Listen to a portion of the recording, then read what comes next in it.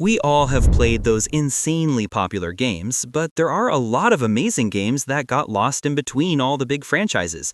This video features a list of 10 best games that didn't get the recognition they deserved. The ones that I have mentioned in this video are available on multiple platforms, so feel free to choose which game you want to play next. Now, without further ado, let's look at the first game on my list.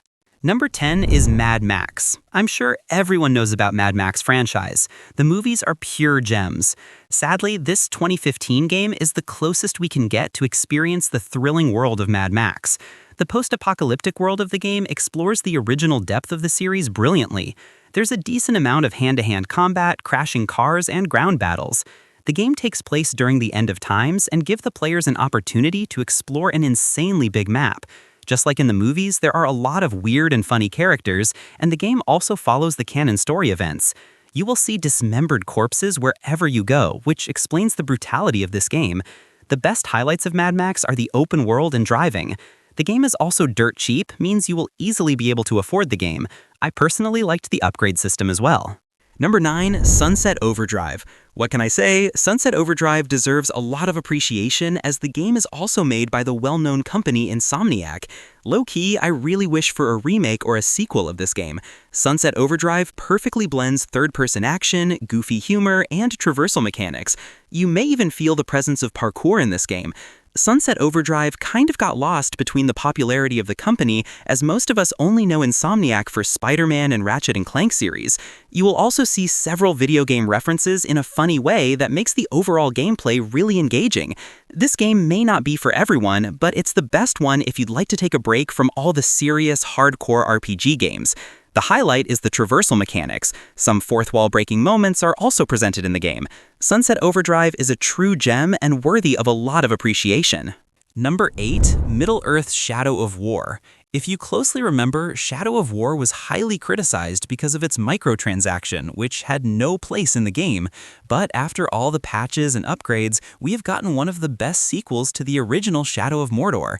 If it wasn't for the initial release problems, then surely this fantasy RPG would have made its name in the fans of the series, just like Shadow of Mordor. Nevertheless, the combination of stealth and action combat takes things to the next level. The progression in the game is very well executed, and upgrades are satisfying and balanced. There's a lot of stuff to do in the game even after finishing the main storyline. Well-acted cutscenes and amazing graphical touches. Even after almost being a decade-old game, Shadow of War still manages to put some of the new ones to shame. The game provides tons of extra hours content, such as side quests and collectibles, and the combat shares a similarity to the Batman games. Just try it and you'll be hooked. Number 7, Yakuza Like a Dragon. Yakuza series is insanely popular, especially in Japan because of the overall combat, characters, and the extra side stuff that you can do in the game.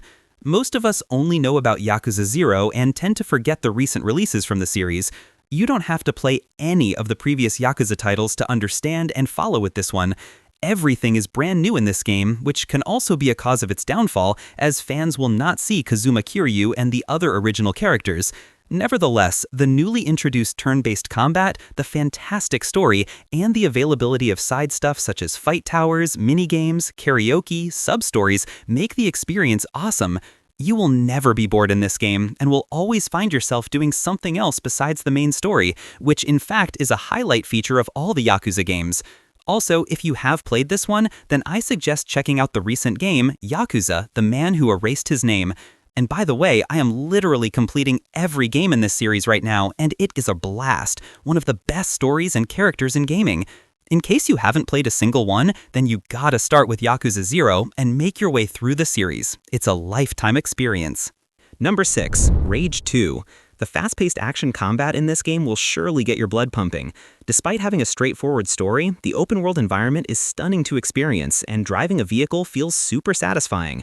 Rage 2 is a lot better than its prequel in so many ways, such as the overall FPS gameplay, which could even rival Borderlands 3, graphics and atmosphere, and much more.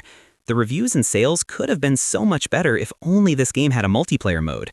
You may consider Rage 2 as a game with worst reviews or bugs and glitches, but even so, it still manages to be a great choice if you have played the major post-apocalyptic games. Personally, I got bored quickly, just after a few hours. You may feel that the game is awesome in the first 4 to 5 hours, but after that, it starts to downgrade. Anyways, if you like what you have seen so far, then go ahead and play the game. Number 5. Evil Within 2. One of the best horror and monster game of recent years. The graphics in this game are simply stunning, and the environment gives a psychological sense of horror. Evil Within 2 is nothing like Alan Wake 2, and is so much better than its prequel. The horror element is not that good, but only because it's more of an open-world game.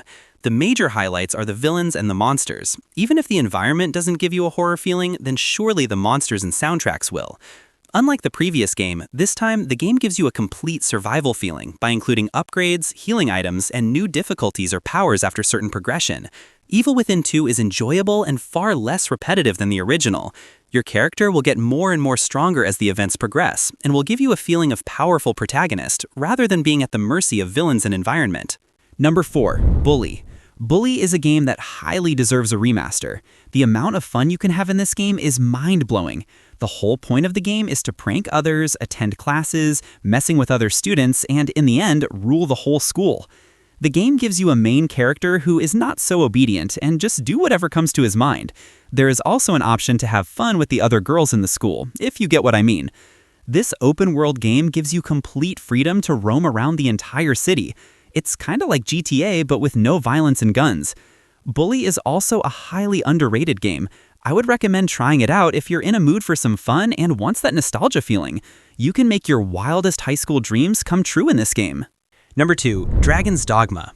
I know that a lot of you will comment that this game doesn't deserve to be added in this list, much less on number 2. But hey, what we need to consider is that we have only gotten a sequel, and there are still a wider audience that haven't played the first one. Even I played the first part just the last year. Tell you what, if there are only 3 games that I want you to play from this list, then it'll be Sunset Overdrive, Dragon's Dogma, and the one that I mentioned on number 1. Dragon's Dogma is a series capable of rivaling even the popular role-playing games. The only downside was the time of release of the game. That's why most of us don't know about this game, as the graphics are slightly low quality. If we take out the graphics and story from The Witcher 3, then everything else will easily be comparable to Dragon's Dogma. The exploration and killing monsters are highly rewarding in this game, not to mention the weapons and the customizations. If you're someone who have played the original Dragon's Dogma, then comment down below the plus points so others can enjoy as well. There's also 10 hours long DLC with insanely difficult enemies. So here we go. The number 1 game on my list is Okami. I don't think anyone here knows about this game, but if you do, then mad respect for you. Okami is one of the finest PlayStation 2 games of all time with a breathtaking art design. The game is literally a definition of story and art style. If only it wasn't for the bad time of release, then this game would have been so much popular. Okami lost its limelight between other famous games of its time. The traditional Japanese environment and the brush technique makes Okami a standout game. You may feel low-quality visuals or graphics compared to modern fantasy games, but if you can bear with it, then you will surely thank me for recommending you guys this purely underrated gem.